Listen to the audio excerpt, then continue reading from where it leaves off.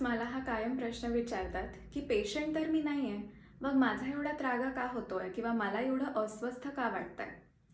तर हा सगळा काय तुमच्या स्वभावाचा भाग नाही आहे, पण कंटिन्युअसली केअर गिव्हिंग करता करता तुम्हाला जो ताण येतो त्याच्यातून हा निर्माण होणारा एक रिस्पॉन्स पॅटर्न आहे.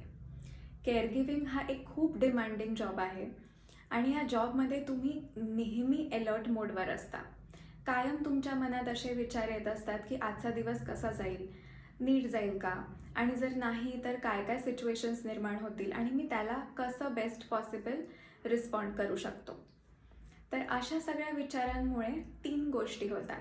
सगळ्यात पहिलं हे की तुम्ही सगळ्याच गोष्टींची रिस्पॉन्सिबिलिटी स्वतःच्या खांद्यावर घेता.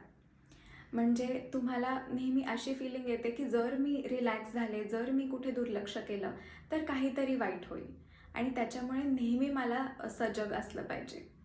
नंबर 2, तुमच्या मनामध्ये सतत एक इमोशनल कॉन्फ्लिक्ट असतं की मला काळजी आहे तर मग मला हे काम करायला एवढं जड का जातंय, माझी काळजी कमी पडते का.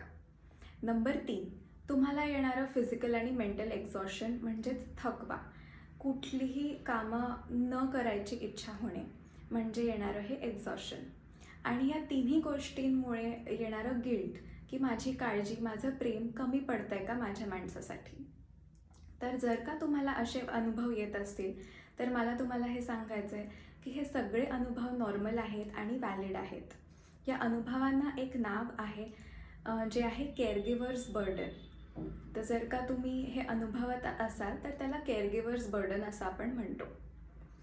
केअरगिव्हर्स नेहमी अशा बर्डन किंवा अशा प्रकारच्या बर्नआउटमुळे ते असं क्वेश्चन करत राहतात की माझी काळजी किंवा माझं प्रेम माझ्या पर्टिक्युलर पेशंटबद्दल कमी तर नाही पडत आहे आणि त्याच्यामुळे तर मला असे सगळे अनुभव येत नाही आहेत.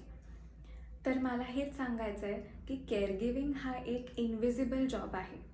तुम्ही तो सातत्याने करत आहात पण कोणी त्याला रेकॉग्निशन देत नाही आहे.